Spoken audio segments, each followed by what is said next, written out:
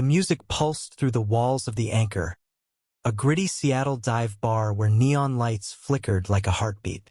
I stood frozen, my pulse racing, as a police officer's grip tightened on my arm, his voice barking orders over the crowd's stunned silence. This wasn't how I imagined my Saturday night. Being dragged out for who I am, with a stranger's number burning a secret in my palm. My name's Ezra Kane, 24, a graphic designer with a penchant for late-night poetry slams and too many tattoos to count. I come to the Anchor to meet my friend Marisol, who swore the place had the best drag shows in town. The bar was alive. Queer couples swaying to the beat, drag queens owning the stage, and laughter weaving through the air like a warm current. Marisol, with her wild auburn curls and infectious grin, had dragged me to the dance floor, promising I'd forget the stress of my latest freelance gig. For a moment I did. Then the cops stormed in. It started with shouting. 3 officers burst through the door, their radios crackling, faces hard as stone. The music screeched to a halt, and the crowd parted like a sea. "This is a raid," one bellowed, a burly man with a buzz cut and a sneer. My stomach dropped. Raids like this weren't supposed to happen anymore. Not in 2025, not in a city like Seattle.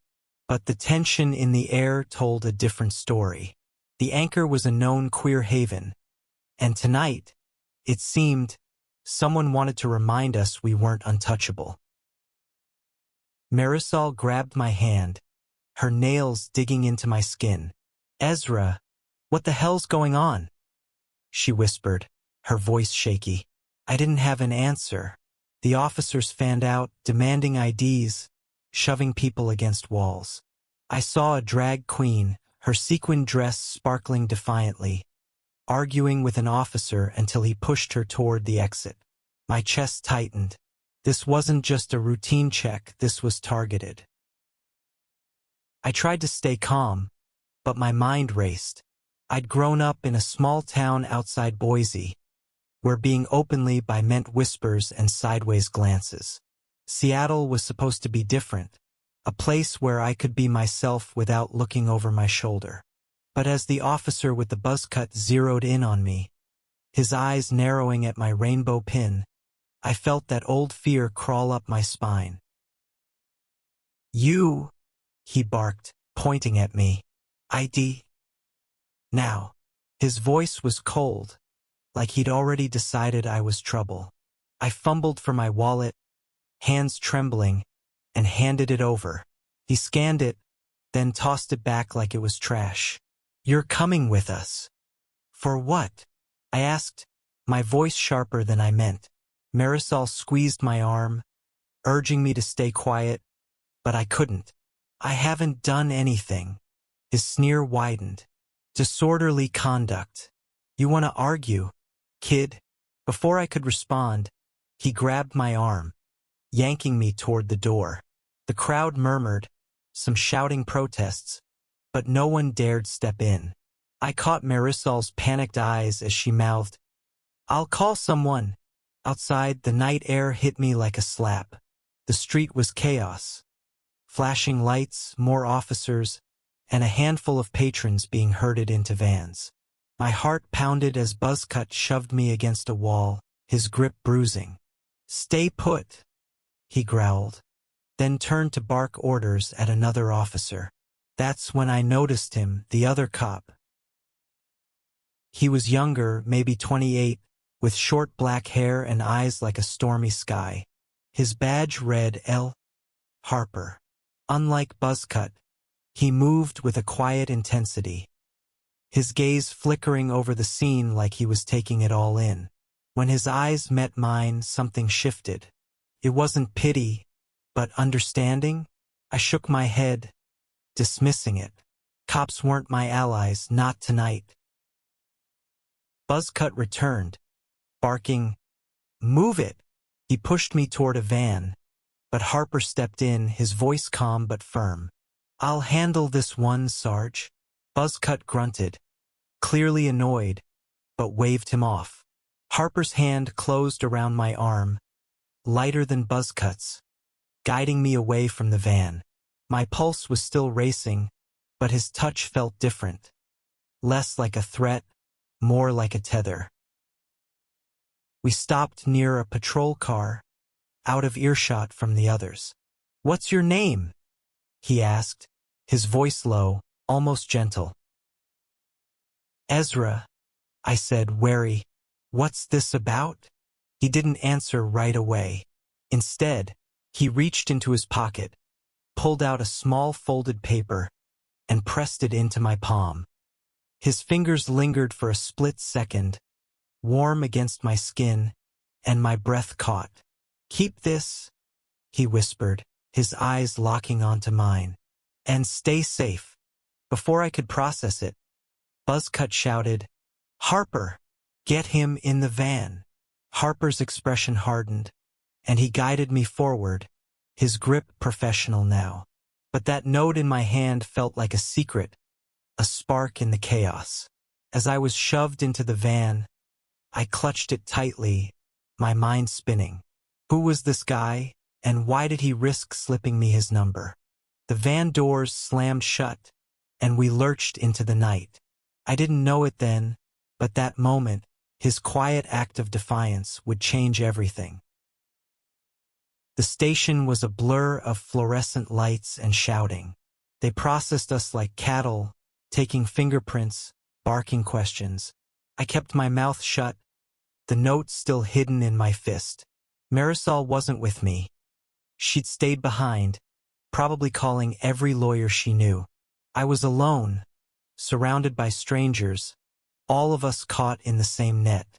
A trans woman named Jade, with fierce eyes and a leather jacket, sat beside me, muttering about lawsuits. A non-binary kid, Riley, barely 19, looked like they were about to cry. I wanted to say something to comfort them, but my own fear kept me silent. After what felt like hours, they let us go with warnings about public disturbance. No charges, just intimidation. I stepped into the dawn, the Seattle skyline gray and heavy. The note was still in my hand, now crumpled but intact. I unfolded it carefully. A phone number, scrawled in neat handwriting, with 2 words, "Call me. Liam. Liam. Officer Harper." My mind raced. Was this a trap? A prank? Or something else entirely? I shoved the note into my pocket and headed for the bus stop, my thoughts a tangle of anger and curiosity. The raid had shaken me, but Liam's gesture was a lifeline I didn't expect. I didn't know if I'd call him. Not yet. But as the bus rumbled toward my apartment, I couldn't shake the feeling that this wasn't the end of our story. Back at my apartment, the note sat on my kitchen counter like a loaded gun. I stared at it, sipping coffee that had gone cold, replaying the night in my head. Liam's face, those piercing blue eyes, the way his voice softened when he said my name, kept cutting through the haze of anger and fear. I wanted to crumple the note and forget it, but my fingers kept tracing the ink, as if it held answers I wasn't ready to face. Marisol burst through my door at noon, her energy a whirlwind. "Ezra, are you okay?" she demanded, tossing her bag onto my couch. Her eyeliner was smudged, a sign she'd been up all night. "I called my cousin's friend, a lawyer. She says we can sue for discrimination. That raid was bullshit." I nodded, still distracted. "Yeah, it was. Thanks for checking on me." I hesitated, then pointed at the note. "This happened." Her eyes widened as I explained. "A cop gave you his number? During a raid." She grabbed the note, squinting at it like it was evidence in a crime scene. "Ezra, this is either insanely romantic or a total setup. You're not calling him, are you?" "I don't know," I admitted. "It's weird, right? He's a cop. One of them." But even as I said it, I remembered Liam's touch, the way he'd stepped in to shield me from Buzzcut's wrath. It didn't add up. Marisol flopped onto the couch, crossing her arms. Look, I get it. You're curious. But cops don't just hand out their numbers like that. Be careful, okay? You don't know his deal. She was right, but curiosity was winning. That evening, I paced my tiny living room, the note in my hand. Finally, I typed the number into my phone and sent a text. This is Ezra. Why'd you give me this? My heart pounded as I hit send. No reply came. I cursed myself for expecting one. The next day, I threw myself into work, sketching logos for a local coffee shop. But my mind kept drifting to the anchor, to the raid, to Liam. By evening, my phone buzzed. A reply, "Hey Ezra, I'm glad you texted. Can we meet? I owe you an explanation." Liam. My stomach flipped. Meet? Was he serious? I typed back, "Why should I trust you?" His response came fast. "You shouldn't. Not yet. But I want to earn it. Coffee tomorrow? 3 p.m. Fremont Cafe?" I stared at the message, torn. Marisol's warning echoed in my head, but so did Liam's voice, low and earnest. Against my better judgment, I agreed. The Fremont Cafe was a cozy spot with mismatched chairs and the smell of roasted beans. I arrived early, claiming a corner table, my nerves jangling. When Liam walked in, I almost didn't recognize him. No uniform, just jeans, a gray hoodie, and those same intense eyes. He looked normal, human. He spotted me and smiled. A small, hesitant curve of his lips that made my chest tighten. "Hey," he said, sliding into the seat across from me. "Thanks for coming." I crossed my arms, trying to keep my guard up. "Talk. Why'd you give me your number?" He leaned forward, his voice low. "I saw what happened at the anchor. It was wrong. I've been on the force 2 years, and I've never seen a raid like that. Sarge, Officer Daniels, has a vendetta. I couldn't stop it, but I saw you. You didn't deserve that." His words hit hard, but I wasn't ready to trust him. "So what? You felt bad? Why me?" He hesitated, his fingers tapping the table. "Because I know what it's like to hide who you are. I'm not out. Not at work, not to my family. When I saw you standing up to Daniels, I don't know. I felt something. My breath caught. Was he saying what I thought? "You're gay," he said quietly, his eyes searching mine. "But I'm deep in the closet.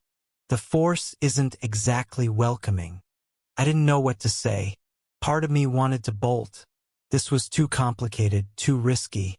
But another part saw the vulnerability in his eyes, the same fear I'd felt growing up. "So what now?"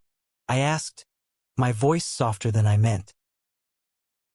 "I don't know," he admitted.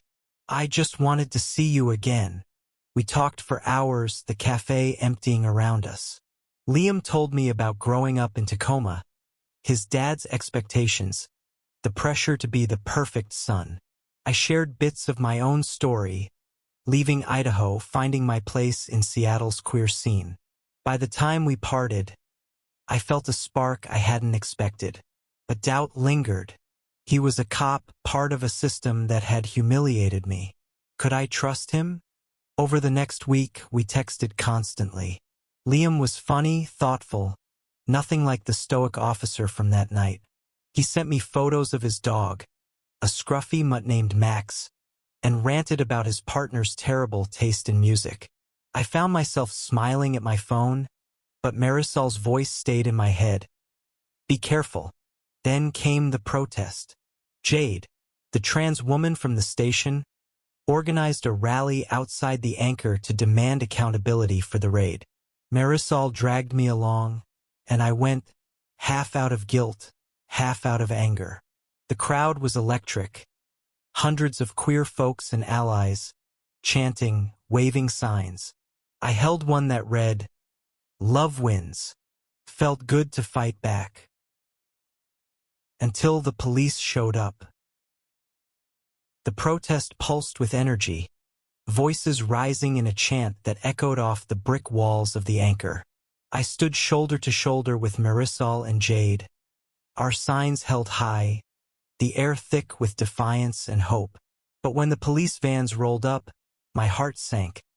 Buzzcut Daniels was back, his sneer unchanged, and behind him, I saw Liam.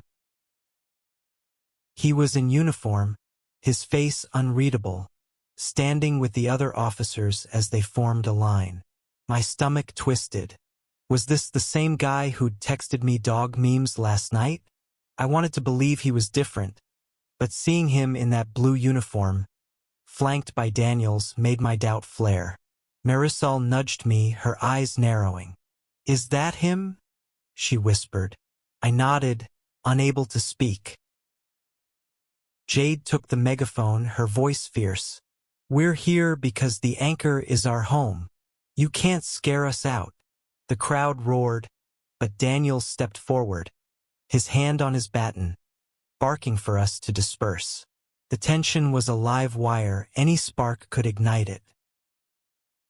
I locked eyes with Liam across the crowd. For a moment his mask slipped, and I saw conflict in his gaze.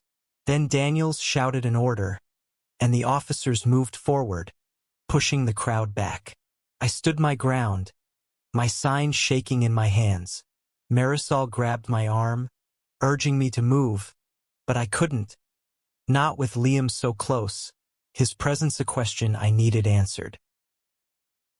"Ezra, come on," Marisol hissed, but before I could respond, Daniels zeroed in on me again. "You again?" he growled, stepping closer. "You don't learn, do you?" I opened my mouth to retort, but Liam stepped between us, his voice calm but firm. "Sarge, he's not causing trouble. Let's keep this peaceful." Daniels glared, but Liam held his gaze, unyielding. The crowd watched, breathless, as Daniels backed off, muttering under his breath. Liam turned to me, his voice low. "Go, Ezra. Please." His eyes pleaded, and I saw it again, that flicker of something real. I nodded, letting Marisol pull me away, but my heart was racing. He'd protected me, risked his own standing. But why? That night, I texted him. "What was that today?" "You're with them." His reply took hours. "I'm trying to change things from the inside. It's not easy. Can I see you?" Against Marisol's advice, I agreed to meet him again, this time at a quiet park in Capitol Hill. He showed up in a flannel shirt, looking more like a barista than a cop. We walked the paths, the city humming around us, and he opened up. "Daniels has it out for places like the Anchor," he said. "He's old school, thinks he's cleaning up the city. I'm stuck under him, but I'm trying to push back." "Why stay?" I asked, stopping by a fountain. "Why not quit?" He sighed, running a hand through his hair. "Because if I leave, who's gonna stop guys like Daniels? I know it sounds naive, but I want to make a difference. For people like us." "Us?" I echoed, my chest tightening. He stepped closer, his hand brushing mine, and for a moment, the world shrank to just us. Then my phone buzzed, Marisol, checking in. Reality crashed back. "I don't know if I can do this," I said, stepping back. "You're part of the system that hurt me." "I know," he said, his voice raw. "I'm not asking you to forgive that. Just give me a chance to show you I'm not like them." I didn't have an answer. We parted with a tense goodbye, his number still in my phone, a question mark in my life. Over the next few days, the protests grew. Jade's rally had sparked a movement, and the Anchor became a symbol. I joined every event, painting signs, chanting until my voice gave out. But each time, I scanned the police line for Liam, hating how much I wanted to see him. One night, after a rally, I found a voicemail from him. "Ezra, I need to tell you something." It's about Daniels. Meet me tomorrow, please." His voice was urgent, almost scared. I played it again, my gut twisting. What did he know? And could I trust him enough to find out? I met Liam at a diner on the edge of town, a place with flickering neon signs and coffee that tasted like regret. He was already there, hunched over a mug, his eyes scanning the room like he expected trouble. When he saw me, relief flashed across his face, but it didn't erase the tension in his jaw. "Ezra," he said, standing as I slid into the booth. "Thanks for coming." "What's this about Daniels?" I asked, cutting to the chase. My voice was sharper than I meant, but I was tired of protests, of fear, of the tug-of-war in my heart over him. He leaned in, his voice barely above a whisper. I overheard him talking to another sergeant. The raid on the Anchor wasn't random. He's targeting queer spaces, pushing some agenda from higher up. They're planning another hit soon. My blood ran cold.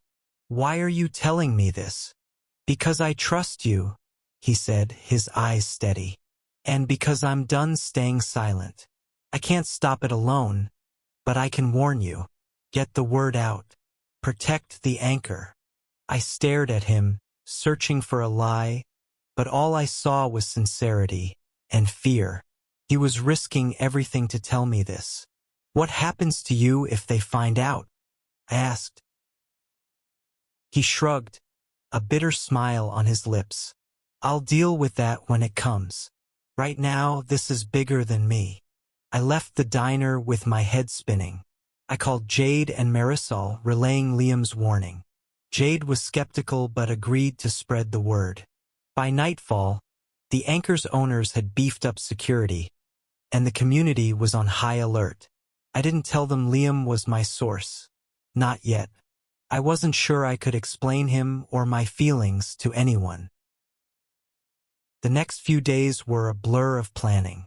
Jade organized a coalition, queer activists, lawyers, even some sympathetic local politicians. I threw myself into it, designing flyers and spreading the word online. But every night, I'd text Liam, checking in. His replies were short, cautious, but they kept coming. "Stay safe," he'd write, and I'd feel that spark again, despite myself. Then it happened. Another raid, this time at a queer bookstore in Fremont. The police moved fast, but we were ready. Protesters flooded the streets, blocking the vans, chanting for justice. I was there holding a sign when I saw Liam again. He was on the sidelines, his face tight, directing civilians away from the chaos. Our eyes met, and he gave a slight nod, like we shared a secret. Afterward, he texted, "You're brave. I'm proud of you." I didn't know how to respond. Part of me wanted to run to him, to thank him for the warning, but another part screamed to keep my distance. He was still a cop, still part of the system tearing us down. The next week, I saw him at another protest. This time, Daniels wasn't there, and Liam seemed more at ease, helping manage the crowd without aggression. When the rally ended, he found me in the dispersing crowd. "Can we talk?" he asked, his voice soft. We ended up at a quiet bench by the waterfront, the city lights reflecting on the water. "I'm sorry," he said, staring at the waves, "for being part of this mess. I never wanted to hurt you." "You didn't," I said, surprising myself. "You're trying to fix it. That's more than most would do." He looked at me, his eyes searching. "I don't know how to be what you need, Ezra, but I want to try." My heart raced. I wanted to believe him, to lean into the warmth of his words, but fear held me back. "I need time," I said finally. He nodded, his hand brushing mine before he pulled away. As I walked home, I realized I was falling for him, despite everything, and that terrified me more than any raid. The raids didn't stop, but our resistance grew stronger. The Anchor became a fortress of defiance, hosting fundraisers, art shows, anything to keep the community together. I poured myself into the fight, but Liam was always there, a quiet presence in my thoughts. Our texts turned into late-night calls, his voice a comfort I hadn't expected. He told me about his dreams of leaving the force, maybe starting over as a teacher. I told him about my art, my fears, the way I'd always felt like I was running from something. One night, he showed up at my apartment, out of uniform, his face pale. "Daniels knows I tipped you off," he said, his voice shaking. "He's got no proof, but he's watching me. I might have to leave, Ezra." "Leave?" I asked, my heart sinking. "Where?" "I don't know. Somewhere they can't touch me. But I don't want to go without you knowing," he trailed off, his eyes locking onto mine. "I'm falling for you." The words hit like a tidal wave. I wanted to say it back, but fear choked me. Instead, I kissed him, hard, desperate, like I could hold on to him that way. He kissed me back, his hands gentle but firm, and for a moment, the world made sense. But reality crashed in. The next day, Jade called me to a meeting at the Anchor. "We've got evidence," she said, her eyes blazing. "Recordings, documents. Daniels is done." She didn't know Liam was my source, but his warnings had led us to dig deeper. The community was ready to take Daniels down, but it meant Liam's secret could come out. I called him, my hands shaking. "They're going after Daniels. If this blows up, your name might come up." "I know," he said, his voice steady. "Do what you have to, Ezra. This is bigger than me." I hated how brave he sounded, how willing he was to sacrifice everything. That night, I couldn't sleep, torn between protecting him and fighting for justice. Marisol found me staring at my phone, Liam's last text glowing. "I believe in you. You love him, don't you?" she asked, her voice soft. I nodded, unable to lie. "But what if this ruins him?" she sighed, sitting beside me. "Sometimes love means taking risks. He's already chosen you. Now you choose him." The next day, I met Jade and the coalition. I didn't name Liam, but I shared everything he'd told me, framing it as an anonymous tip. They filed a formal complaint, backed by evidence, and the city launched an investigation. Daniels was suspended and the raid stopped for now. But Liam was quieter, his texts less frequent. When we met again, he looked exhausted. "They're digging into everyone close to Daniels," he said. "I'm under scrutiny. If I come out now, it could make things worse." "Then don't," I said, my voice breaking. "Stay safe. We'll figure this out." He smiled, sad but warm. "You're worth it, Ezra. Whatever happens." The investigation into Daniels dragged on, but the community didn't wait.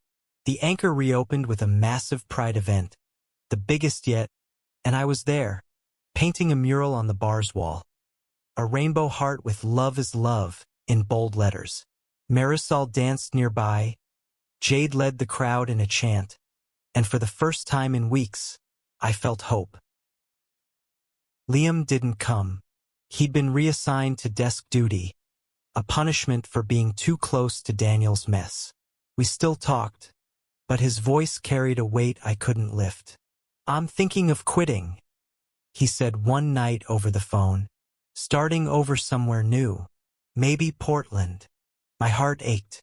"Would you want me to come with you?" Silence.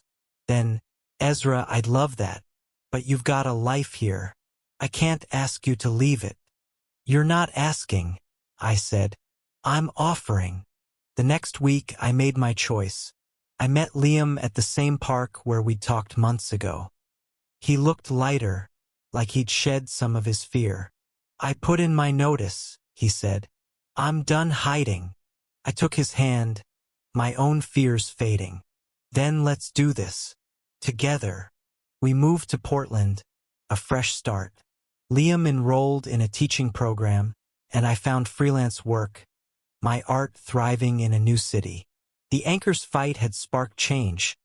Daniels was fired, and the city passed new protections for queer spaces. We weren't there to see it, but Jade sent photos, her smile triumphant. One night, in our tiny Portland apartment, Liam pulled me close, his lips brushing mine. "You saved me," he whispered. "No," I said, smiling. "We saved each other." And as we stood there, the world outside buzzing with life, I knew we'd built something stronger than fear. A love that fought, endured, and won.